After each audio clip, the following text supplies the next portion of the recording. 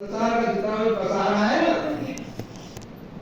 जो हम देख रहे हैं, कितनी हमारी जो है कानून में बढ़ रही है, क्या क्या कर रहे हैं, बहुत पूछ दिया है संसार को हमने। परंतु जब आंख खुलेगी या बोध होगा तो हाथ कुछ आने वाला नहीं है। बात कही गई ना कि खाली हाथ आए और खाली हाथ जाएंगे, परंतु ऐसा नहीं है। खाली हाथ आए भी नहीं है, संस्कार लेकर के आए हैं और संस्कार लेकर के जाएंगे। ये संस्कार जो है हमारे अंतःकरण में रहते हैं। तो जागृत की बात बताई, जागृत में ही जो जितना भी जो पसारा कर रहा है क्या है, तो जागृत में जो प्रपंच प्रभाषक सो सब बुद्ध विलास भयो है, ये बुद्धि का खेल है। और योग सुपने में भोजन भोज तब वो विचित्र विचित्र जन्म है। सुपने में कुछ सामग्री तो नहीं है कुछ भी, परंतु सब सामान हमें दिखता है। इसका कारण कौन है? कारण की बात तो नहीं ना, कार्य कारण में जो है कौन पहले कौन पीछे। इसका कारण क्या है? उन सपने का कारण जो है अविद्या है, और उसके साथ क्या है? निद्रा दोष है। वहां जो है निद्रा दोष के कारण अविद्या जो है, अविद्या के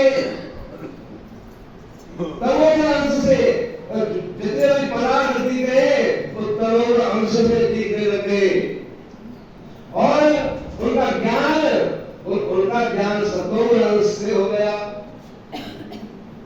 अविद्या के दोनों गुणों से और उस सपने को जो रच दिया, परंतु स्वप्न निद्रा दोष ढाके ही स्वप्न समाप्त हो गया और कुछ भी नहीं रहा। ऐसे ही ये संसार जो हमें दिख रहा है, ये भी अविद्या का ही कारण है। अविद्या के कारण हम जो है कुछ को कुछ समझ रहे हैं। मन की बात करी और मन की सारी क्रिया हो रही है।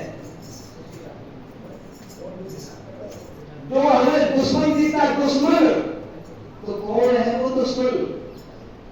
विचार करिए। दुश्मन खराब मन माने मन, ये हमारा मन ही दुश्मन है, दूसरा कोई नहीं है। और दो दोस्त जहां दो अस्त हो जाए, एक रह जाए, तो वो कौन है? तो वो भी नहीं है। ये दोस्त दुश्मन कुछ नहीं है, ये मन की क्रिया है जो सुपने में भोगे भोग तो एक चित्र विचित्र देव है। और लीन सुसुप्ति में मत हो गई, जब वह सुसुप्ति में मन बुद्धि चित्त एकाकार सब लीन हो जाते हैं।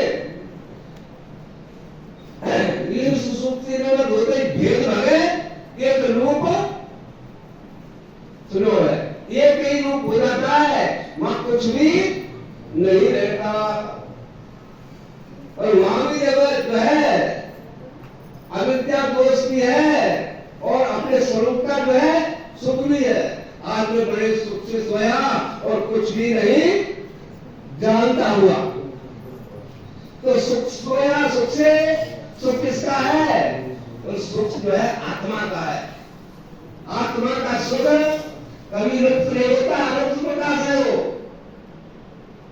और कुछ भी नहीं जानता हुआ तो सुसुप्ति में तमोगुण है, इसलिए कुछ बोध नहीं होता है, अज्ञान में है सुसुप्ति।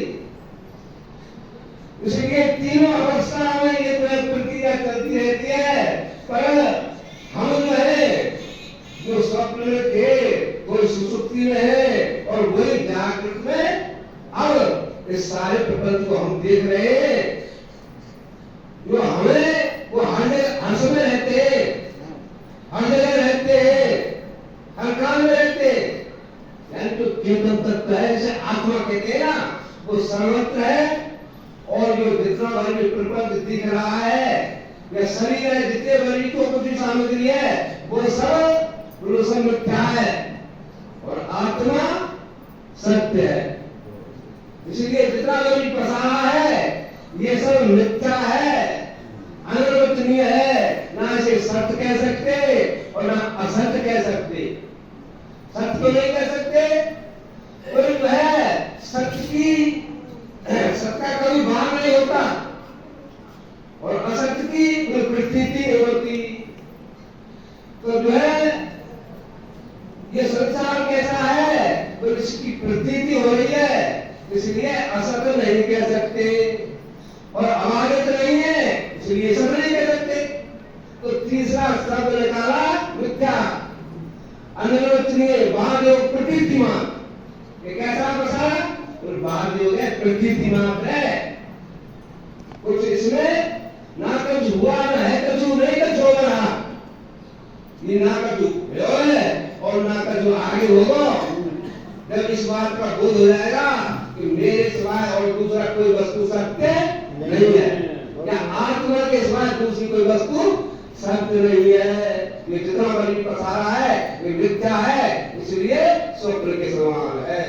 बोल सच्चिदानंद भगवान की